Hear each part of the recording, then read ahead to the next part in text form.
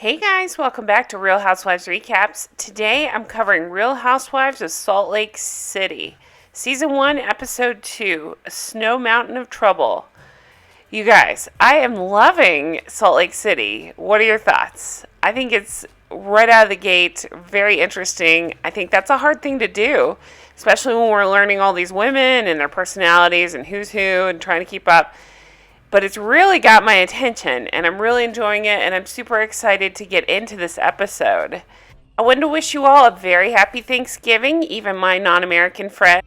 Just a reminder, I'm taking next week off. I already have stuff scheduled to go up, so you'll see 90 Day Fiancé, Ladies of London, Real Housewives of Miami, so check that out. But I'll be back. Oh, I will still be covering The Undoing, because it's episode 5 of 6, so you can look for that if you're watching that. Otherwise, I will see you week after next, and happy Thanksgiving. Have a wonderful week. Hey guys, I just want to take a second and say if you're enjoying this show, please check out my Patreon. Go to patreon.com, search Real Housewives Recaps, or check the comments below and I'll put a link. And for $1 a week, you can support my show and get 4 bonus episodes per month. I'm covering Scary Island, like the greatest season of Real Housewives of New York. So check it out. Thanks so much. Okay, so we pick up where we left off last week at Meredith's party. It's at Jen's house. Actually, the party's all about Jen, but it's for Meredith. Jen is freaking out. She's saying, what's the point of saying that but to be an evil-ass bitch and say something? Of course, what she's talking about is Lisa. Let's talk about Lisa. What are your thoughts on the women on the show? I really want to know. Leave me your comments below because I'm just curious if we're on the same page. We usually are. Let's start with my favorite to my least favorite. I love I do love Whitney, but I keep confusing Heather's name and Whitney's name. So excuse me for that. I love Heather.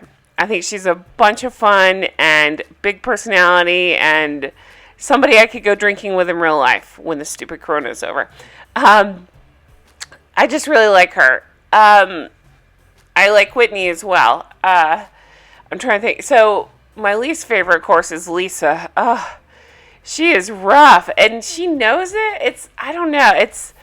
She's a villain like I've not seen before. I think we have something big here.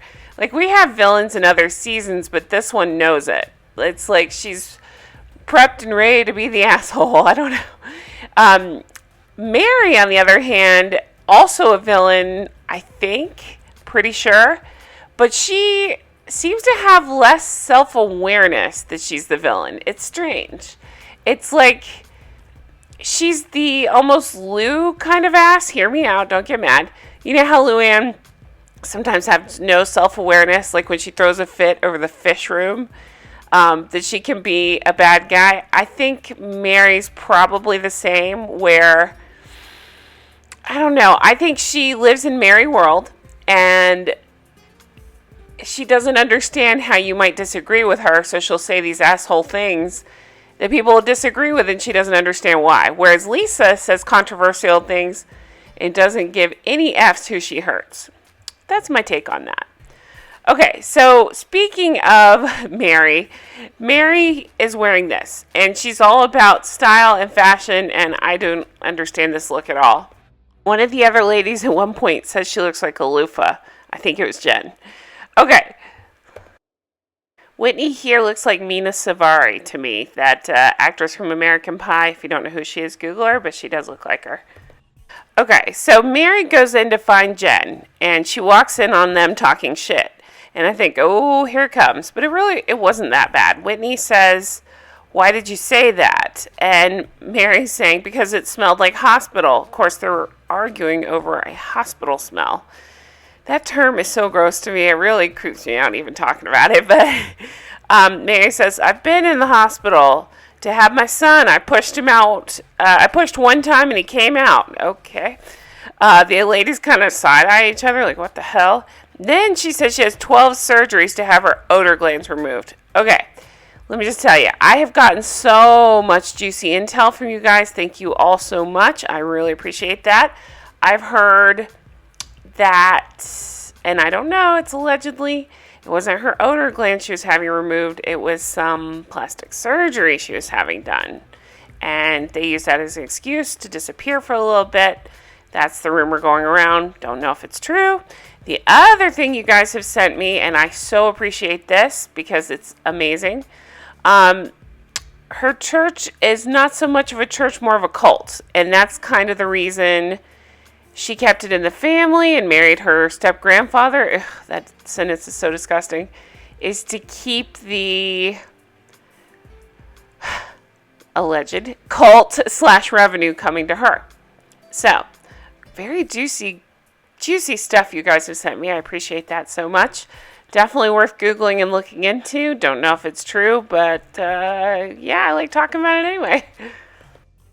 Okay, so then we have Whitney, and she's talking to Meredith. And you know what's funny is I'm still learning everybody's name, so I write little notes to remind myself who's who.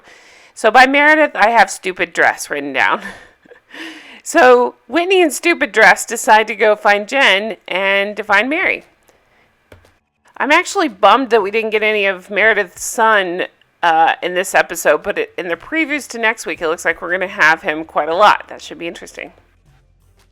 Okay, so we're back to Jen and Mary arguing, and Mary's saying, ladies, let's have fun.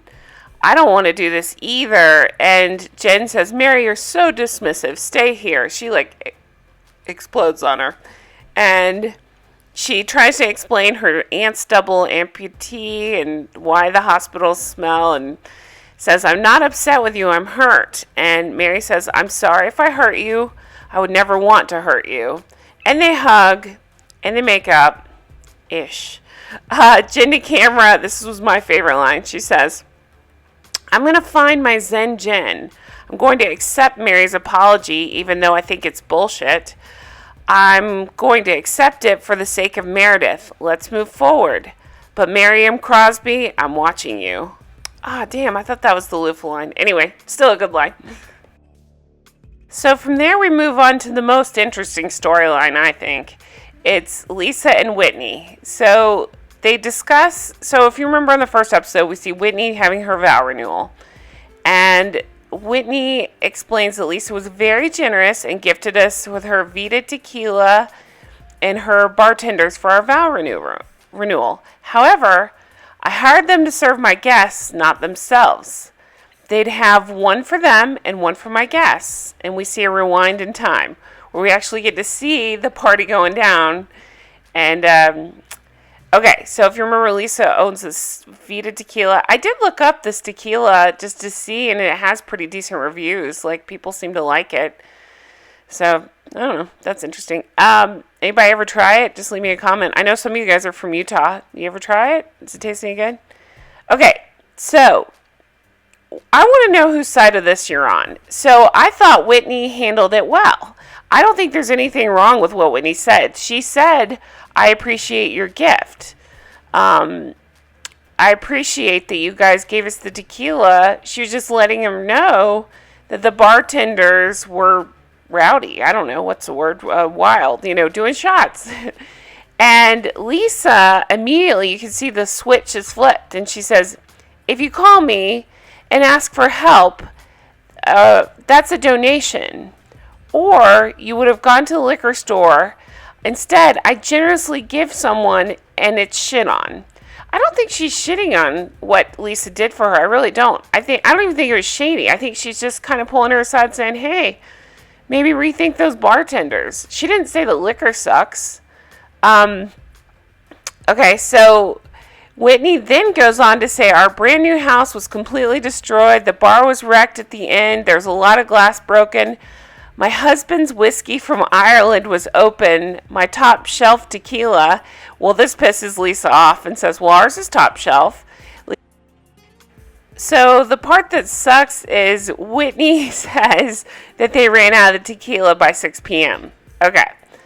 So maybe it was shady of Whitney to say that. Maybe she shouldn't have since it was a donation. But sounds like Lisa fucked up. Lisa is saying that's shocking to me because we literally sent enough tequila for 500 people. And Lisa to camera says, what Whitney does with the gift I gave her is up to her. If you choke on a Chanel necklace I gave you, that's your problem. Again, Maybe Whitney shouldn't have said it, but Lisa, that's a really bitchy thing to say. Like, oh my God. Okay, so Whitney says, I'm not trying to get anyone in trouble. And Lisa says, I won't ever use them again. And Whitney does say, I appreciate what you did. Lisa says, it was my pleasure. They seem all good. I thought that it was over. I didn't realize this was going to become a thing. So Lisa leaves and immediately finds Meredith and is saying things like, I don't want to go. I don't want to be here. And okay. Whitney then says, oh, she's talking about me, isn't she? She says she's mad because she pointed out things weren't perfect. And then Whitney says, by the way, I don't drink Vita tequila. I keep my Casamigos in the back. I love that. I thought that was so funny. Lisa says, I don't want trash telling me like something's not good. Don't F with me. That's it. I'm done. So then we go over to Heather's house. She and Meredith, well, first of all, she's trying all these like ski/snowboard fashions. She and Meredith have come up with this idea to get the girls together. They want to go out on the mountain and go skiing. So they're trying to get this gathering to get together. Okay, then we go over to Lisa's. And I know I don't like Lisa. I'm trying to be open just to see. But I'm going to tell you right now, her husband, I am not a fan of his. He just seems like he's sniveling. I don't know what the word is. It's like he's groveling to her or something. It's very strange. She's kind of by the testicles. They talk about skiing. She says she's still pissed at Whitney, and the husband says, you have every right to be. No telling what story she's told him. Lisa says, I don't want to lose our liquor license over somebody's wedding with a stripper pole in a basement. I'm sorry. How would that lose their liquor license? Is it because their bartenders were doing shots? What? She says, it's just really bothering me. She jumps into I'm not happy with the bartenders. And she goes on and on about how generous she was being. And the editors even had a kick with this because they were like cutting around and fast forwarding, showing she was still talking about how generous she was being with everything. She says, I did a good deed. End of story. Done. So Heather and Whitney meet up at the ski shop. It's not the day to go skiing. They're just meeting up preemptively to get, Heather wanted to get some gear and Whitney wanted to get her snowboard wax. Heather explains every Saturday she would spend the day skiing. She grew up on the mountain. Let's see. They talk about the party. Heather says she was unprepared for how much Lisa would completely dismiss her.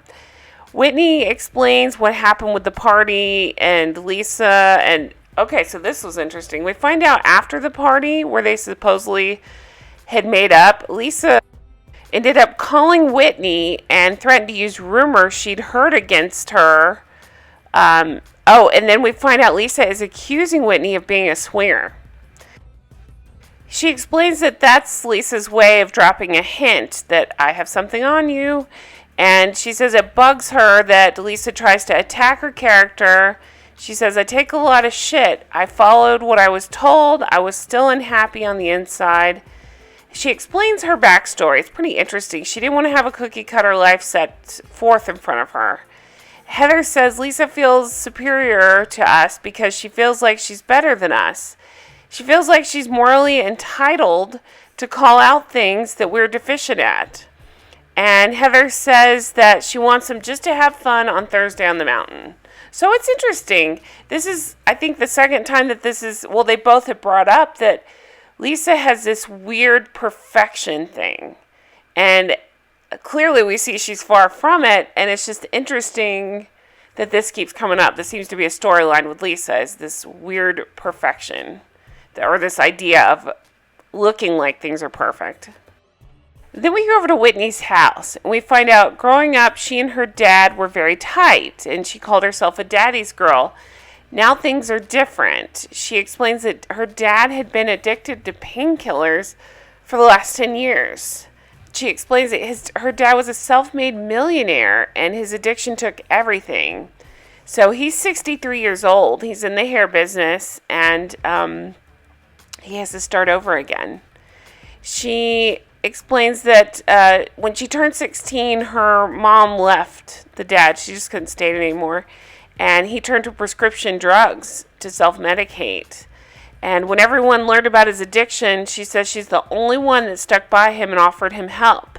We find out later she's not only offered him emotional support, she's financially been supporting him as well. That is awful. That's a terrible storyline I wouldn't wish on anybody. That's really sad to hear, and so many people struggle with addiction, and it's terrible.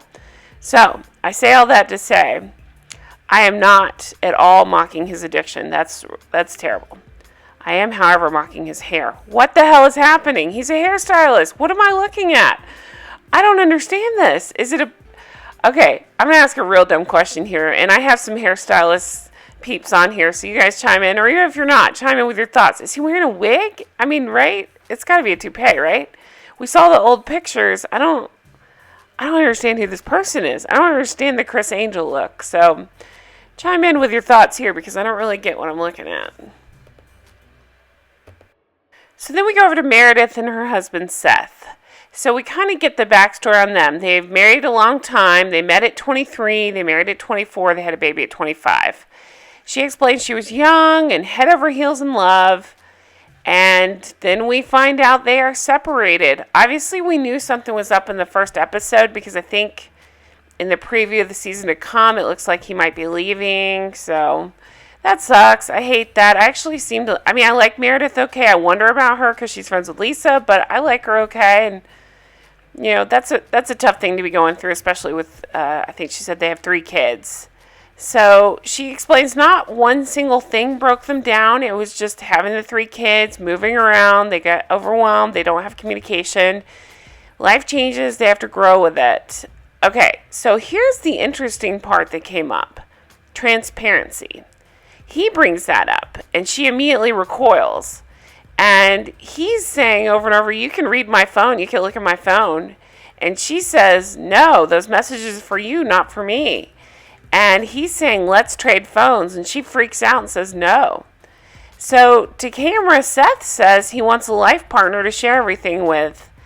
And he says he hates being separated. And he says he hopes she's not dating anybody else. And I don't know. I got her point about those messages for him. But I just... it's hard to chime in on because it's somebody else's marriage, but you know, I chime in on everything. But what are your thoughts on this? I just thought that was so weird. Like, when you say you can't read my messages, what are you going to think? I immediately think, well, I want to read those messages then. You know, if it's not a big deal, then I don't care to, you know, read the messages. But if you're making a big deal out of it, you know, it's that whole thing, don't think about an elephant. We're going to think about an elephant, you know. So, I just thought that was weird. And obviously, they have a disconnect in their relationship. So, that's interesting. Then it's ski resort day. Mary is running late. Explains that she was late because she's waiting on a FedEx package. Well, it turns out she was waiting on a Chanel coat to be delivered. So it's all about the fashion for them, and this crazy outfit, it just cracks me up. There's so much going on here. I think that's the most ridiculous thing. Okay, so Mary is waiting on this coat to be FedEx. You live in Utah, Mary. You don't have a coat? Like, and even if you want to get a fashionable one to be on the show, you knew you were on the show, right? Maybe order one in advance, have it ready to go. That's just crazy to be waiting till last. Like, that says a lot about her personality. Like I say this, unaware of her surroundings. She, just to make everybody wait on her for this coat to be delivered. I got this picture of Lisa and it made me laugh. Jen says, when I post a picture on Instagram, they're going to think I'm on the Black Diamond because I look Black Diamond. Okay. She says, I see Mary. I'm going to keep it cool because I've moved on and I'm bringing it to the bunny hill, bitch. So we see the girls ski and snowboard. They obviously divide them because some of them are on the bunny hill and the other ones are up having a blast up on the mountain. It's Jen and Mary and Lisa on the bunny hill with the teachers. Lisa's actually just making snow angels. So that comes up later. She explains she can't because she has Sundance. Whatever one has to do with the other. I guess she didn't want to get hurt for Sundance. I just think that's a little ridiculous. So Whitney ends up talking to Meredith because she's saying she's having trouble communicating with Lisa. And if you remember, Lisa and Whitney are good friends.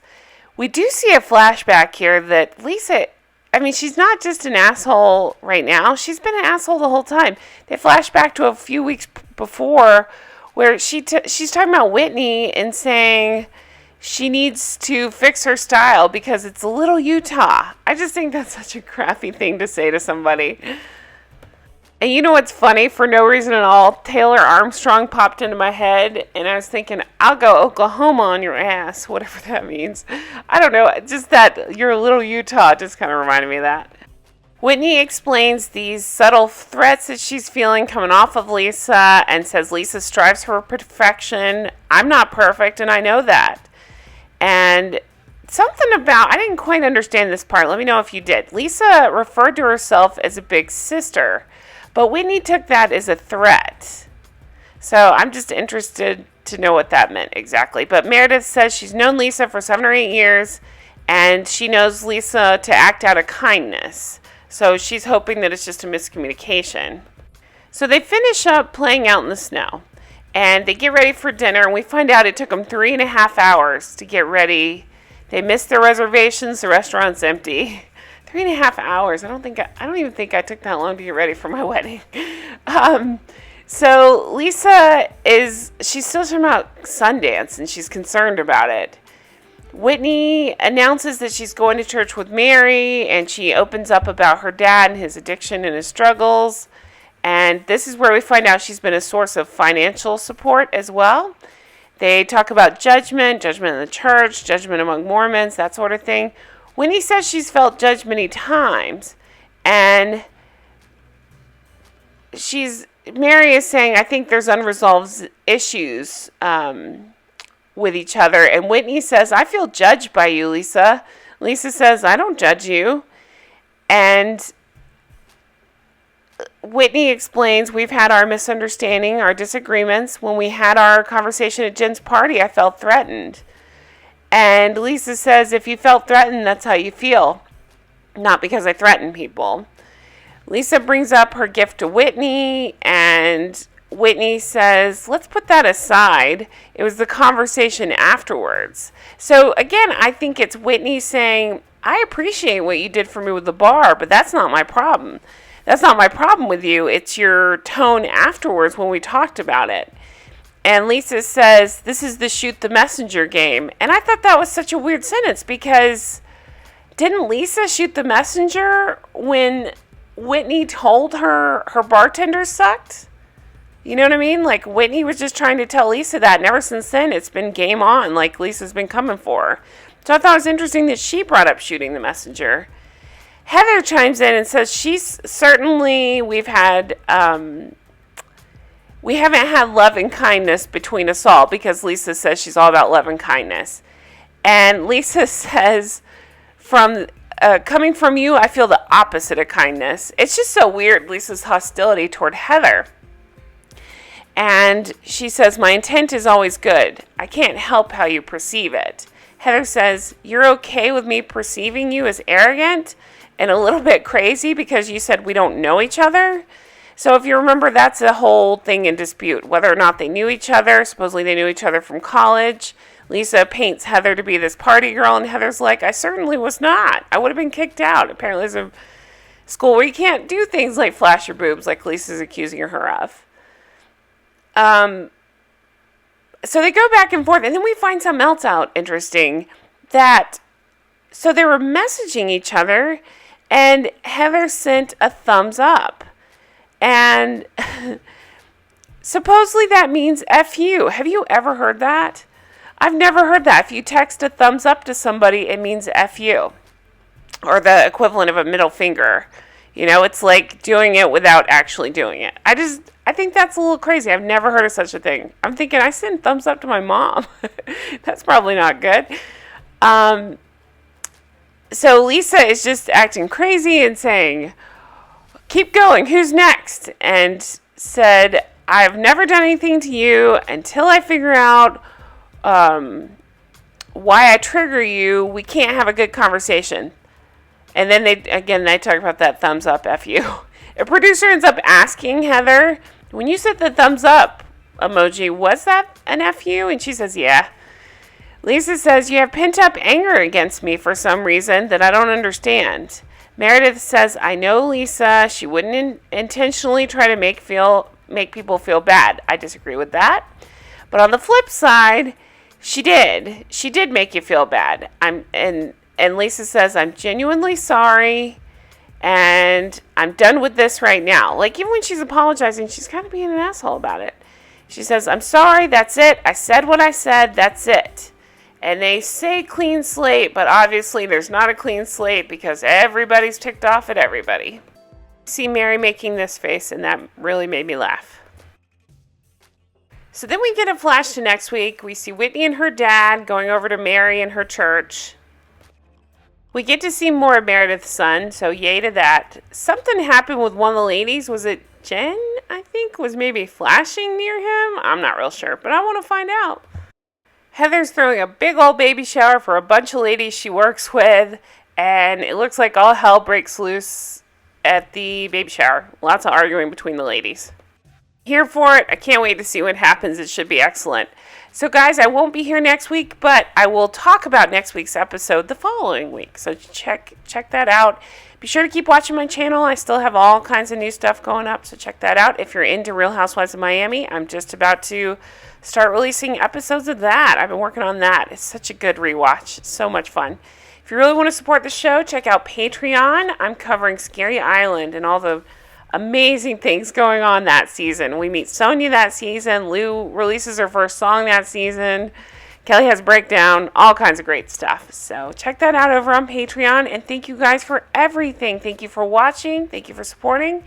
And most of all, happy Thanksgiving. Thanks again. Stay healthy, stay safe, and I'll talk to you guys very soon. Take care. Bye-bye.